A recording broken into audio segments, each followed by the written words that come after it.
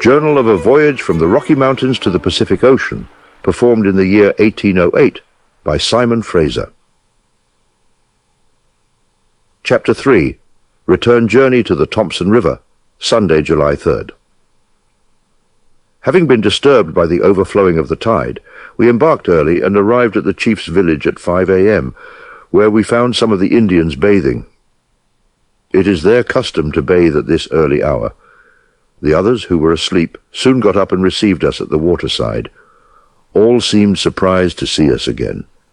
About this time, our little fellow, whom we left yesterday at the village below, made his appearance. He informed us that the Indians, after our departure, had fixed upon our destruction, that he himself was pillaged, his hands and feet tied, and that they were about to knock him on the head when the chief of the Akinro appeared, released him, and secured his escape to this place, where he was now detained as a slave. This unpleasant recital served to warn us more and more of our danger. Still, we were bent upon accomplishing our enterprise, to have a sight of the main, which was but a short distance from whence we had returned.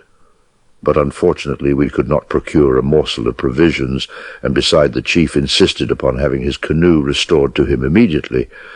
This demand we were obliged to suppress. The chief then invited us to his house. We went, but were not above 5 minutes absent, before one of the men came running to inform us that the Indians had seized upon the canoe, and were pillaging our people. Alarmed at this report, we hastened to their assistance. We found that some of the Indians from below, having arrived, had encouraged the others in these violent proceedings. Sensible from our critical situation that mild measures would be improper and of no service, I pretended to be in a violent passion, spoke loud, with vehement gestures and signs exactly in their own way. And thus peace and tranquillity were instantly restored. From these specimens of the insolence and ill nature of the natives, we saw nothing but dangers and difficulties in our way. We therefore relinquished our design and directed our thoughts towards home. But we could not proceed without the canoe, and we had to force it away from the owner, leaving a blanket in its place. Thus provided, we pushed off. Here we missed one of our men, G.B.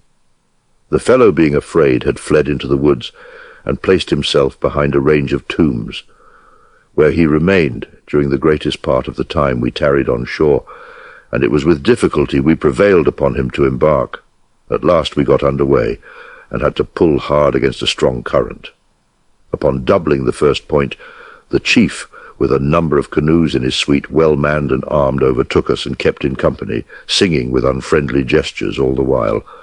Aware of their design, we endeavored to keep them at a proper distance for some time. At last, growing outrageous at our precautions, they began to surround us and close in, apparently with the intention of seizing upon our canoe and upsetting us. I again had recourse to threats and vehemence of speech and gestures, and which again had the desired effect. The chief spoke to his party, and they all dropped behind, but they still followed and kept us in view. Soon after, a canoe with 3 men in it from a river on the left shore came to examine us. These, after satisfying their curiosity, immediately returned. We remarked that one of the crew had a large belt suspended from his neck, garnished with locks of human hair. About dark, we observed the war party that was following us gain the shore, but we continued all night with a view to get to the next village and to secure provisions before their arrival. The night was dark and the current strong. We pressed on, reached our destination about 8 in the morning. Here I must again acknowledge my great disappointment in not seeing the main ocean, having gone so near it as to be almost within view. For we wished very much to settle the situation by an observation for the longitude. The latitude is 49 degrees nearly, while that of the entrance of the Columbia is 46 degrees 20 feet. This river, therefore, is not the Columbia. If I had been convinced of this fact where I left my canoes, I would certainly have returned from thence. Monday, July 4th. The people of the village were greatly surprised to see us return, and inquired with impatience if we had been to the islands, and how we had the good fortune to escape the cruelty of the Maskiam, meaning the nations at the seashore. While we were endeavoring to answer these questions, our pursuers of the day before made their appearance. Still bent upon mischief, the leader at landing began to testify his hostile disposition by brandishing his horn club, and by making a violent harangue to the people of the village, who already seemed to be in his favor. He claimed his canoe. Seeing a number of canoes scattered about the beach, we acquiesced to his demand without hesitation. After fixing the baggageee and placing guards over it, at the request of a chief, Mr. Stuart, Mr. Quesnel, and myself accompanied him to his tent, who, as soon as we were seated, offered us salmon to eat. We were much flattered with this token of his kindness, but had scarcely begun to partake of his bounty, when one of the men came running to the door, exclaiming that the Indians were unruly, and proceeding to violence. We hurried out of the tent, and at our appearance all was quiet. Yet we could not feel free of alarm, seeing the whole village assembled round our baggage, armed with all kinds of hostile weapons and seemingly determined upon mischief. It was then that our situation might really be considered as critical, placed upon a small sandy island, few in number, without canoes, without provisions, and surrounded by upwards of 700 barbarians. However, our resolution did not forsake us. On the contrary, all hands were of one mind, ready for action, and fully determined to make our way good at all hazards. We now applied for canoes in every direction, but could not procure any either for love or money, so that we had to regret the inadvertency committed on our arrival by parting with the one we had before. There being no alternative, we had again recourse to the chief, notwithstanding our experience of his illiberality. He asked his price. I consented. He augmented his demand. I again yielded. He still continued to increase his imposition. Feeling highly provoked at the impertinence of his conduct, I exclaimed violently. He then ordered the canoe to be brought. We immediately prepared to embark, but when we began to load, the Indians crowded about the baggage and attempted to pillage. But as they laid hold upon any of our things, we pulled it from them, and had to place ourselves in a posture of defense, and to threaten them with the contents of our pieces before they desisted. Having got ready, we crossed over the river. One of the Indians, who evinced a friendly disposition, followed and gave us some fish. At the same time, we observed several of the others embarking and steering their course parallel to us along the other bank. The canoe being leaky, and some of the men being in want of paddles, we were obliged to put ashore to repair. This done, we went on till 10 p.m., when we encamped upon an island. In due time, the men went to rest. Mr. Stuart and I mounted guard alternately. Tuesday, July 5th. Started early, and at 10 a.m. arrived at Polagli village. Here again we found the chief of the big canoe with several of his people. Their canoes being small, and consequently more easily managed than ours, which was large, gave them the advantage. As we had some reason to suspect that they pressed forward on purpose to renew the quarrel and to be troublesome, and seeing the natives more numerous here than in the last camp, we judged it advisable to avoid them by crossing over to the other side of the river. Then 3 men followed in a canoe, who favored us with a paddle and with 5 large salmons. To convey an idea of the effect of our arms to these men, we fired several shots before them, then made them understand that if the chief should pursue us any farther, he should suffer severely for his presumption. They desired us to proceed in peace, and said that no one would disturb us for the future. We continued. About sunset, 2 Indians in a canoe overtook us. We knew them. They invited us to their camp, which was at a small distance on the opposite shore. This we declined. At dark, we put up for the night, all wet. The canoe was leaky, but the bank being steep, it could not be repaired. We were within sight of the camp, but none of the Indians came near us. Wednesday, July 6th, set out early. Soon after, several canoes joined us. In these we recognized Blondin, the chief, that flattered us so much the 29th June. Also, the two Indians of the preceding evening who gave us fish, and who of their own accord assisted us in the rapids. Seeing them so well disposed, I gave them permission to embark in our canoe. They paddled, but were not long on board before they struck up the war song. I imposed their silence. A moment after, Blondin got Mr. Quesnel's dagger out of the scabbard and was hiding it under his robe when he was perceived. Seeing their evil disposition, they were instantly put to shore. Soon after this, the other Indians made us signs to follow them. Doubting their sincerity, we pushed from them and took a different channel. Upon this, they doubled their speed. By and by, we discovered a large camp of Indians, who soon taught us that they were not assembled there for any good purpose. When we came opposite, all were in motion. Some were in canoes, others lined the shore, and all were advancing upon us. At last it was with difficulty we could prevent them with the muzzles of our guns from seizing upon the canoe. They, however, contrived to give us such a push, with the intention of upsetting us, that our canoe became engaged in the strong current, which, in spite of all our efforts, carried us down the rapids. However, we gained the shore at the foot of a high hill, where we tied the canoe to the tree with a line. Here I ordered Mr. Stewart with some of the men to debark in order to keep the Indians in awe. The Indians, perceiving our preparations for defense, retired, but still kept ahead.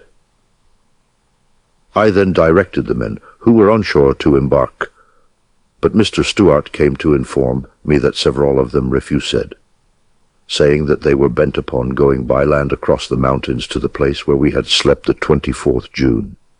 Considering this as a desperate resolution, I debarked and endeavored to persuade them out of their infatuation.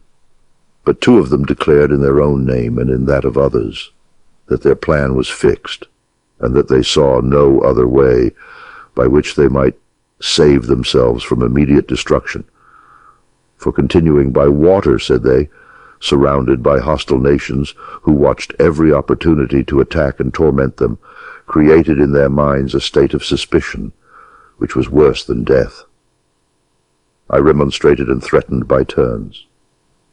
The other gentlemen joined my endeavors in exposing the folly of their undertaking and the advantages that would accrue to us all by remaining as we had hitherto done in perfect union for our common welfare. After much debate on both sides, our delinquents yielded, and we all shook hands, resolving never to separate during the voyage, which resolution was immediately confirmed by the following oath taken on the spot by each of the party. I solemnly swear before Almighty God that I shall sooner perish than forsake in distress any of our crew during the present voyage. After this, ceremony was over all hands, dressed in their best apparel, and each took charge of his own bundle. In the meantime, some of the peaceable Indians came to pay us a visit. These inherited our superfluities, and it diverted us much to see them dive into the river and scramble about rags which the men had thrown away as useless. By this time it was near sunset. We, however, decamped full of spirits, singing and making a great noise. The Indians who were waiting ahead, observing us so cheerful, felt disheartened, kept their distance, and some of them thought proper to paddle down the stream.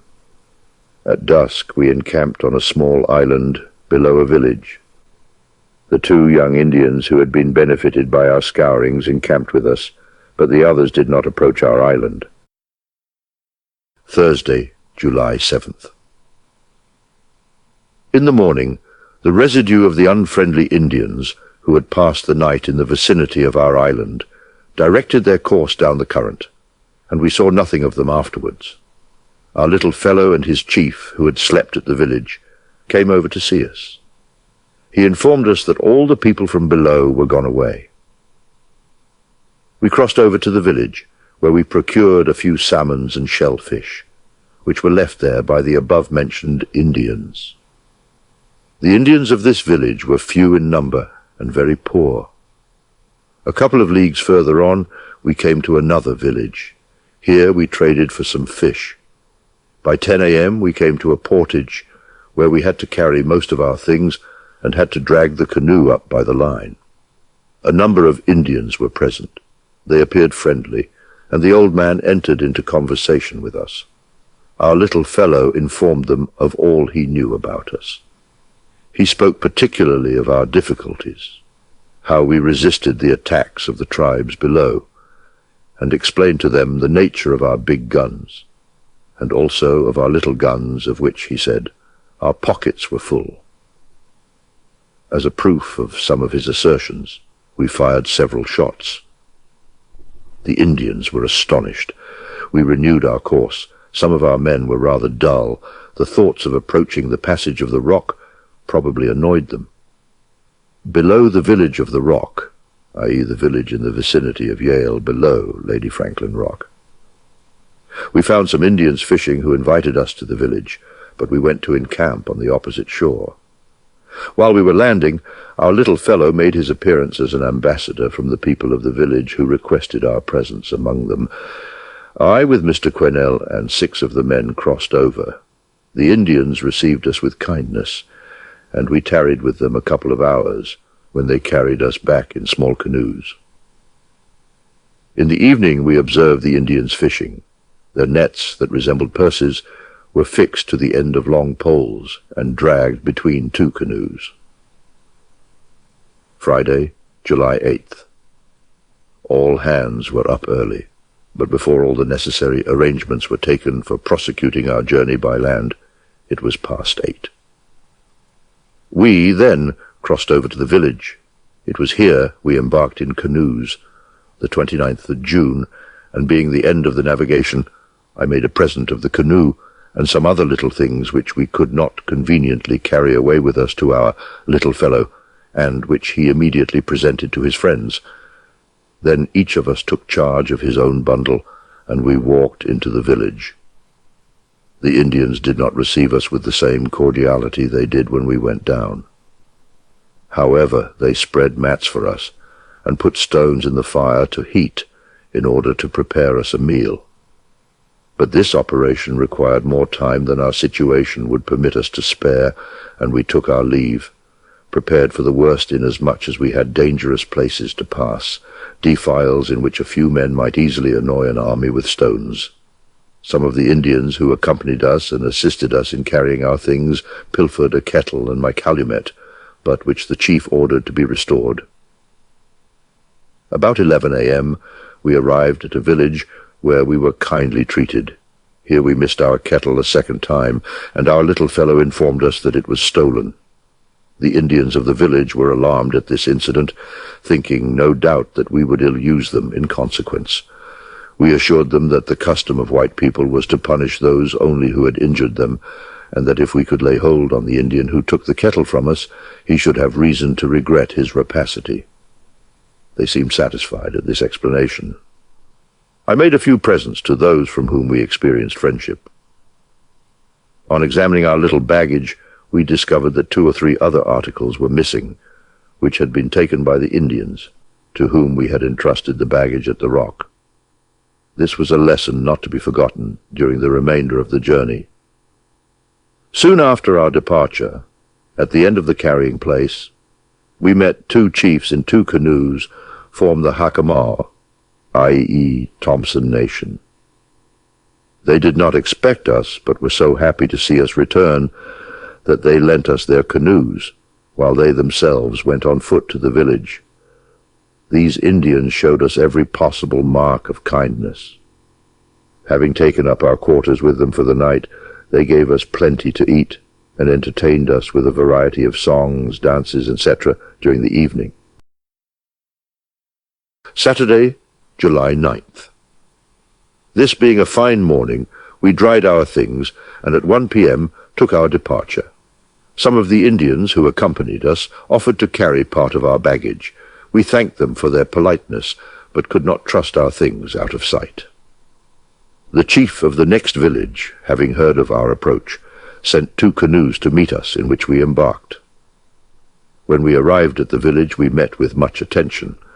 They gave us 2 excellent dogs, which made delicious meals for the men, besides fish and berries in abundance.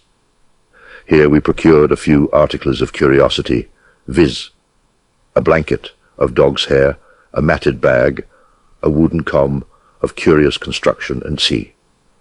Among these Indians we observed a variety of tools, pieces of iron and of brass, a bunch of brass keys, which were from the crew of a ship that the Indians of the sea had destroyed several years before. Saturday, July 1st, Joe, set out early, kept the left side of the river accompanied by several Indians who showed us the way. The road was inconceivably bad. We had to pass many difficult rocks, defiles and precipices, through which there was a kind of beaten path used by the natives, and made passable by means of scaffolds, bridges, and ladders so peculiarly constructed that it required no small degree of necessity, dexterity, and courage in strangers to undertake a passage through such intricacies of apparent danger as we had to encounter on this occasion. For instance, we had to ascend precipices by means of ladders composed of 2 long poles placed upright and parallel with sticks, crossways tied with twigs. Upon the end of these others were placed, and so on for any height. Add to this that the ladders were often so slack that the smallest breeze put them in motion, swinging them against the rocks, while the steps were so narrow and irregular, leading from scaffold to scaffold, that they could scarcely be traced by the feet without the greatest care and circumspection. But the most perilous was when another rock projected over the one you were leaving. The Indians deserve our thanks for their able assistance through these alarming situations. The descents were still worse. In these places we were under the necessity of trusting all our things to the Indians. Even our guns were handed from one to another. Yet they thought nothing of these difficulties, but went up and down these wild places with the same agility as sailors do on board of a ship. After escaping innumerable perils in the course of the day, we encamped about sunset. The Indians tried to fish, but caught nothing. They, however, supplied us with plenty of dried fish. Monday, July 11. Early this morning, we continued our route accompanied by our little fellow and another Indian, crossed a rapid river upon a bridge, and soon after got to the end of the portage, where we found 3 canoes, in which those that were lame embarked, the others continued by land. Some of the natives from below overtook us, and in the afternoon we arrived at the village where we had slept the 24th of June. The Indians were happy to see us again and favored us with plenty of provisions. I wished to go on without delay, but our little fellow, aided by the people of the village, insisted upon our passing the night with them. Tuesday, July 12th. This morning, after procuring a sufficiency of fish, we set out. 2 canoes, having followed, those that were indisposed to walk embarked. The others, who went by land, had now and then to make use of the canoes as ferry boats in crossing rivers. At the carrying place where the canoes were left, Mr. Quesnel lost his way, and was for some time absent, which caused some alarm. Several men and Indians went in search of him. He, however, found his way to the village where we were, without their assistance. The weather was excessively hot, and the road extremely bad all the day. Wednesday, July 13th. Started early, accompanied as usual by many of the Indians. Previous to our departure, the chief gave us 40 salmons, and sent young men along with us to carry them, saying the Indians above were poor. I returned the chief's compliment to his satisfaction. We could not procure canoes, but the Indians assured us that the rapids were too strong to use them with advantage. Soon after we left the camp, the Indian, who had supplied us with a canoe on our way down, joined our party and offered his services again in like manner. We accepted his offers, which we found useful for many purposes in the course of the day. Passed by a village where the Indians were poor, yet they generously shared with us what little they had. Foul weather, we were wet to the skin. The men being in ill humor, some of them would not approach the camp. Such conduct, under the circumstances in which we were, was unpleasant. Thursday, July 14th. Lost some time waiting for the men who thought proper to remain behind. It was 6 a.m. before they joined the party. I reprimanded them, and they blamed the weather. At 8 found ourselves above the rapids, i.e., in the vicinity of Jackass Mountain, where we escaped perishing the 20th of June. An Indian camp on the opposite bank invited us over, and we went. Here we found 2 of the guides we had employed on our way down, and the Indians of their own accord restored a hat, a pair of shoes, and some others articles we had lost in the rapids. At 2 p.m. arrived at the confluence or forks of Thompson's River. 2 of our men who were behind came up with us, accompanied by some natives. Having been invited, we visited a camp which was on elevated ground, where we found Indians from the interior who had a warlike appearance. Crowding round, they gazed on us with astonishment. They were called Swanamu, and spoke a different language from the tribes in the vicinity. They dressed finely in leather, and we understood that their country was well stocked with animals, such as horses, deer, beaver, etc. They gave us plenty of fresh salmon, berries, roots, etc. 3 or 4 children, who were unwell, were brought to me by their parents for medical assistance. As I did not think fit to disappoint them, I sent one of the gentlemen for a vial of Turlington. He brought me laudanum. Considering the one of equal virtue with the other towards a cure, I mixed a few drops of what he brought with water. In this mixture I dipped my finger, which I gently applied to the forehead of the sick.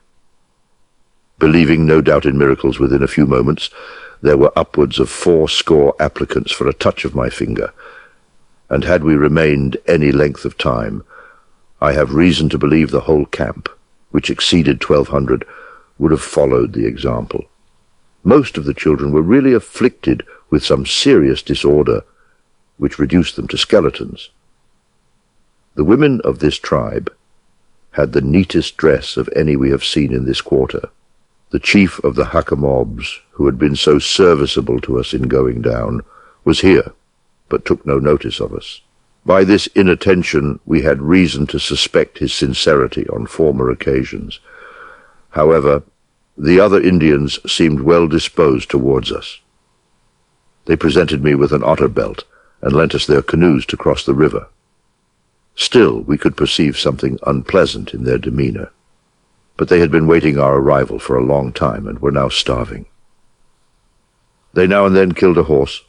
We saw the hide of one quite fresh hanging upon a tree.